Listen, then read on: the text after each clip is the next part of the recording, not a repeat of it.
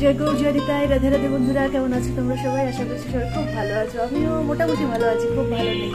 তার কারণ 5টার সময় উঠেছি, উঠে ঘর দুয়ার সব ঝাড় দেওয়া, মোছা, পুজো, আর্নিক জব সব করেছি। করে আমার হাজবেন্ডের কথা অনুসারে 20টাও পান করে ফেলেছি। মানে ওই যে চা, দুধ চা, সেটা তো খুব অপছন্দের বিষয়, তো যাই হোক সেটাকেও পান করে ফেলেছি। এবার পেয়েছে খুব খিদে, ওই জন্য খুব একটা ভালো নেই। ছাতু খাবো ভাবলাম, জানো সে ছাতুটাকে খুঁজেই পাচ্ছি না। ছেলেটা যে কোথায় রেখে গেল স্কুলে যাওয়ার আগে, সে যে কি করছিল, কোথায় রাখলো, আমার আর চোখে পড়ছে না। আমি অবশ্য এমনি একটু তালকানা আছি, চোখে দেখতে পাই না, তো সেই জন্য দেখতে পাইনি। ওই জন্য সেই কারণেই বললাম খুব ভালো নেই, খিদেতে পেটটা চুই চুই করছে।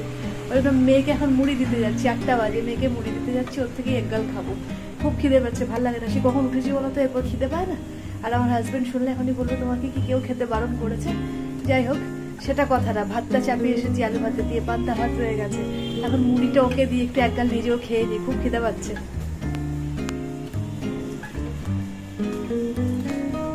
মা গীতা পাঠ করে চলে এসেছে আশ্রম থেকে, আর এসে পুজো করতে বসেছে। আর আমাকে কিছু ইশারা করে দেখালো, দেখলে ওটা হচ্ছে ছানার টোস্ট। মানে আসার সময় মিষ্টি দেখে এসেছে, মিষ্টির দোকানে ওই ছানার টোস্ট দেখে এসেছে আর কি। তো ছানার টোস্টের সাইজটা আমাকে দেখাচ্ছে। আমি বললাম ঠিক আছে, তোমার ছেলেকে বলবো এনে দিতে। আর এদিকে আমি সেই তিতলি পান্তা ভাত খাবে বলে বেসনের বড়া করে নিচ্ছি। এই বেসনের বড়াগুলো মুড়িতেও ভালো লাগে, বেশ শাঁকা শাঁকা বড়া, তো মুড়িতেও ভালো লাগে, তারপর তোমার পান্তা ভাতেও ভালো লাগে। আর এদিকে বড়াটা ভাজতে না ভাজতেই তাতানো চলে এলো, ওর বাবা নিয়ে এসেছে। ওর বাবা দুদিন ধরে পুজোটা একটু আগে আগে হয়ে যাচ্ছে বলে আনার দায়িত্বটা ও আবার নিয়েছে, নাহলে যাওয়ার দায়িত্বটা তো আমারই, মানে স্কুলে দিয়ে আসারটা, আর আনারটা আবার ও নিয়ে নিয়েছে।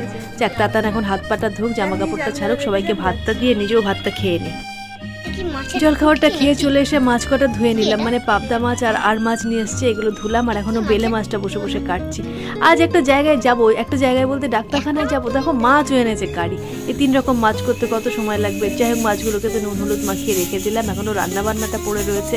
আর এদিকে তোমার তিতলিও পড়তে যাবে। আর রান্নাবান্না বলতে জানো, সোয়াবিন হবে, ডালটা করে রেখেছি, তারপর ডাটা চচ্চড়ি হবে, তারপরে 3 রকম মাছ হবে, কতগুলো পদ। আমি যে কখন কি করব আর কখন যে ডাক্তার দেখাতে যাব জানি না। পেট ঠান্ডা হওয়ার পাতা নিয়ে চললাম, গেঁদাল পাতার ঝোল হবে, আলু পটল কাঁচা কলা দিয়ে। আজকে কারি 3 রকম মাছ নিয়ে এসেছে, জানো। আমার ডাক্তার দেখাতে যাওয়ার কথা হচ্ছে তোমার 12:30টায়, আর এখন বাজছে 11:30। আমি এখন নিচে বেড়াই, কখন কি করবো আমি জানি না। এরপর সোয়াবিন হবে, এই হবে তাই হবে, কত কি হবে আমি জানি না। যাই হোক এগুলো এখন বাটবো, আমি জলে ভেজাবো। তুমি কি করবে? আলু পাতা লাগবে তো। ও আরো লাগবে, দেখো আরো লাগবে। তাহলে আবার যাচ্ছি তুলতে। আর একটু আমি দিয়ে দিচ্ছি, আমি পটল সেদ্ধ করে ফেলেছি। আজকে আর কোনো রান্নাবান্নাই তোমাদের সঙ্গে শেয়ার করলাম না। সোয়াবিনটা মায়ের হাতে ছেড়েছি, আর গেঁদাল পাতার ঝোল করেছি, 3 রকম মাছ করেছি, ডাল শাক এগুলো করে চলে এসেছি।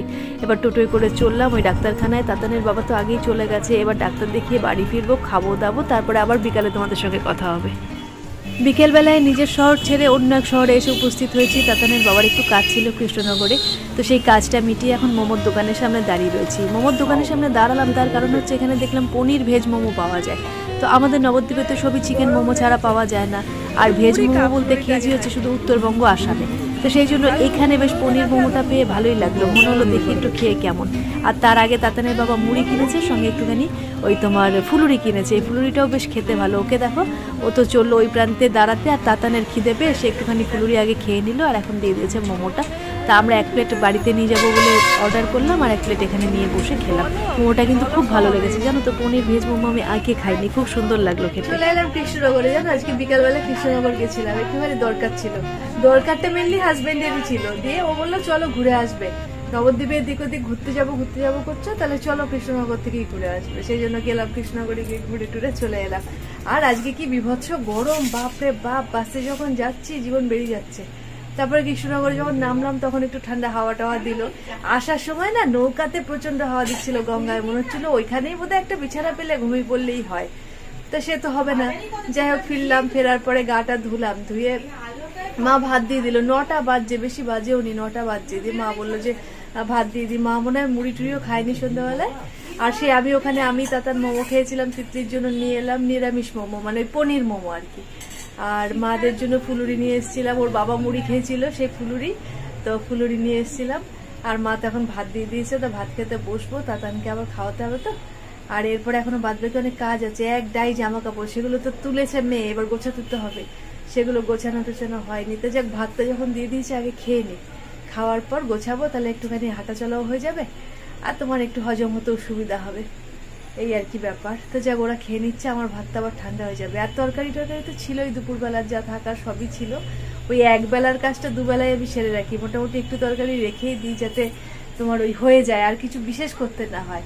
একটু আধটু করতে হয়, কিন্তু অনেকটা যাতে করতে না হয় সেই ব্যবস্থাটা বেশিরভাগ দিনই করা থাকে, এক আধ দিন আবার করতেও হয়। তো যাই হোক, এইসব হলো ব্যাপার। তা আজকের ভিডিওটা এখানেই এন্ড করি, জানো তো ভাতটা ঠান্ডা হয়ে যাচ্ছে, আমার ভাতটা খেয়ে নিই, দিয়ে আজকের ভিডিওটা এখানেই এন্ড করি।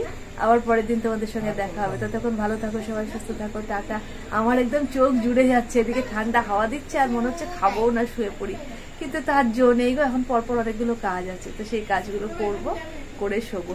যাই হোক, টাটা, গুড নাইট, ভালো থাকো সবাই।